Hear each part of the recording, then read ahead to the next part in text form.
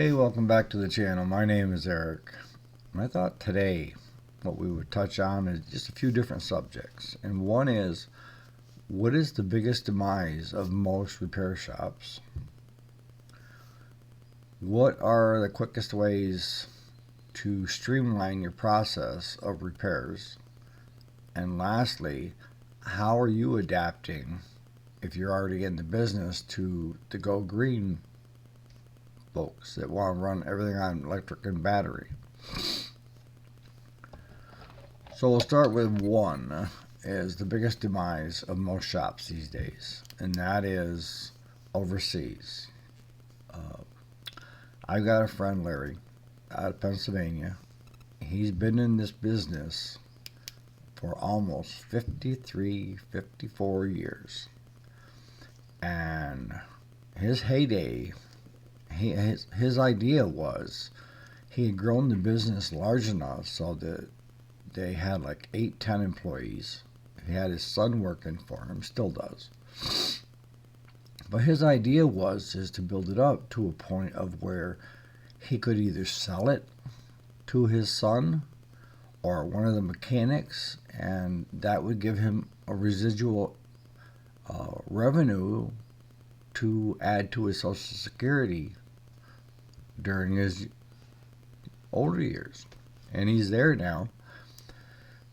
The son doesn't want to take over, doesn't want anything to do with it. The business is bleeding right and left because they're not getting any money out of parts anymore, because all the parts people are buying online for 1/10 of what he has to pay or what I have to pay to most of our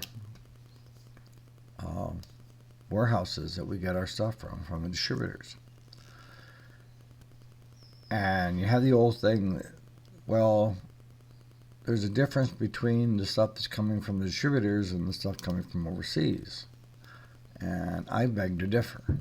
Maybe that's their selling point, but I order in brand new Homelight directly from Homelight, carburetors, rewinds, what have you. And what does it say? It says made in China. And then I order in a part off eBay directly from a Chinese seller in China, and I can have it within a week with e-packets that we're paying for, and I can get it for half of what my dealer cost is with Homelight, and a lot of times less than half, usually a quarter. Why would I go to the distributor? And that's what a lot of customers are doing now that used to come to these shops like ours, is they used to come to us for parts when they were fixing their own machines, and now they don't. They go online and they order directly from these Chinese sellers, and I don't blame them a bit. They're saving big money. But that kind of cuts out your repair shop, your mom and pop repair shops and stuff. And I think I've said in a couple other videos, we were doing over $1 million in sales in just parts alone. And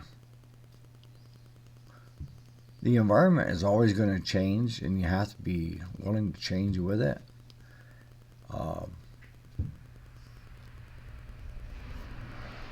But we used to sell on, I think it was like 5, 6 different venues online, plus we had our own websites and stuff.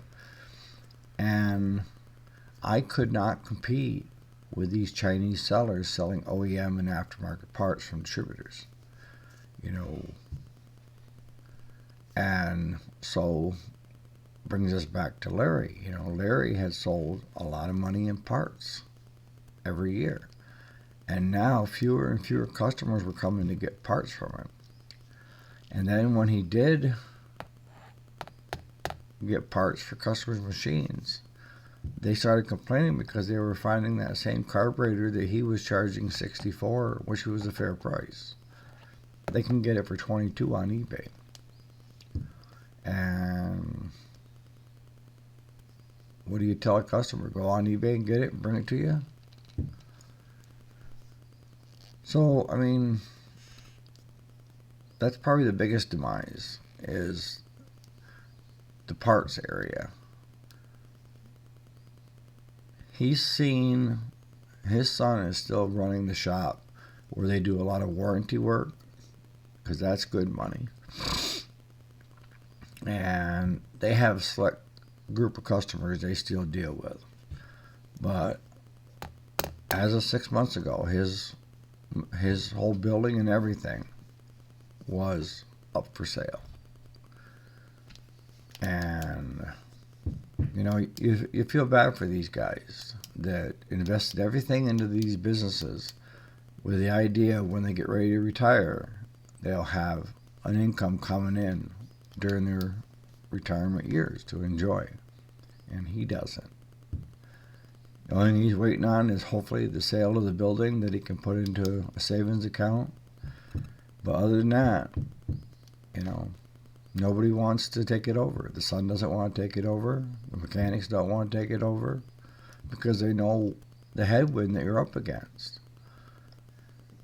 And that will bring us to part 3, of this video is the go green, but we'll jump to 2, which is some of the ways you can streamline your work to make things get in and get out faster.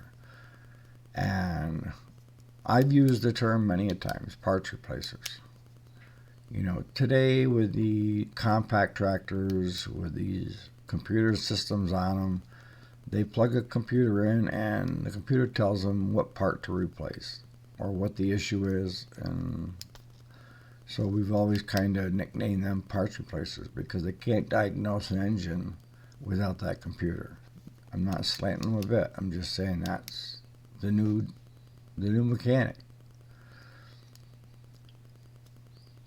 But it's like, you guys, if you're still doing carburetor kits on carburetors, if you're doing what you're supposed to when you bring any unit into the shop, and that is drain the gas, check compression. Well, you should check compression, check for spark, drain the gas, hit it with a carb cleaner and see if it runs. If those are present, then you're well on your way of getting it fixed. But I know of a lot of them are still doing carburetor rebuilds. And I ask why? Why would you want to put in a $15, $20 carburetor rebuild when you can buy the whole freaking carburetor for the same money? And all you got to do is just swap out parts. Now, granted, when I get like the weed eaters and that stuff, I'll take the carburetor off and I'll tear it down. I'll blow out all the orifices with carburetor cleaner. I'll check the diaphragms to see if there's any holes and stuff like that. If I get all that done, I put it all back together and I put it back on the machine and it still has issues trying to run, I'm going to order a new carburetor.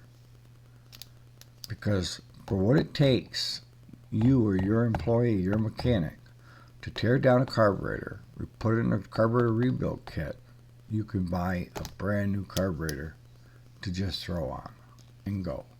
Yeah, you're going to wait a couple days for it, unless you happen to be stocking all them certain carburetors that are being run in those units. But for the most part, why?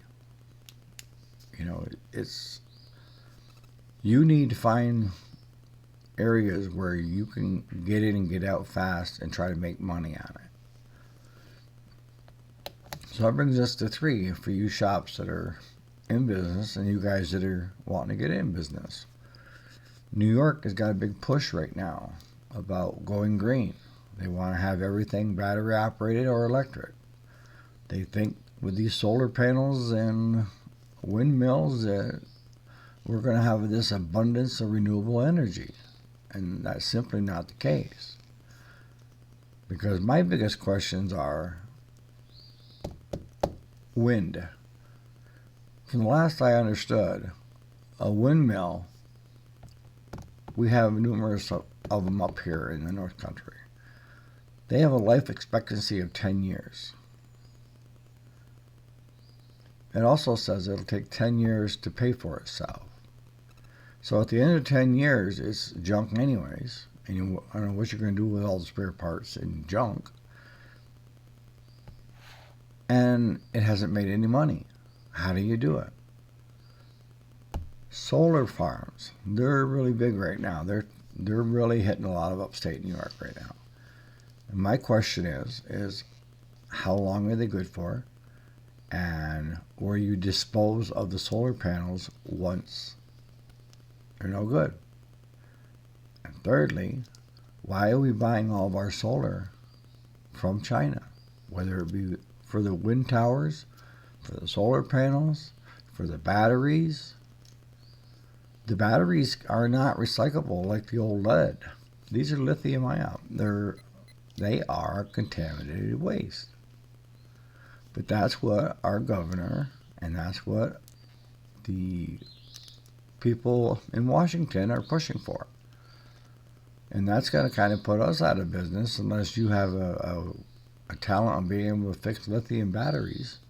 So the repair shop now is going to be maybe the head units on them. I don't know.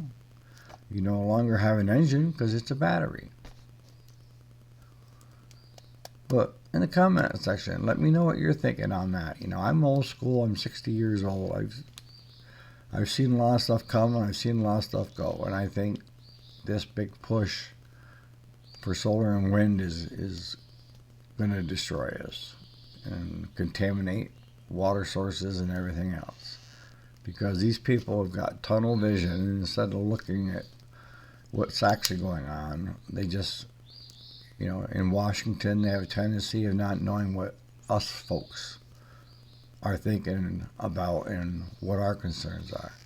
So on that note, I hope you have a great day. Questions in the comments. I read them. Thanks so much for you guys that have been putting them there. So I'll catch you on the next video.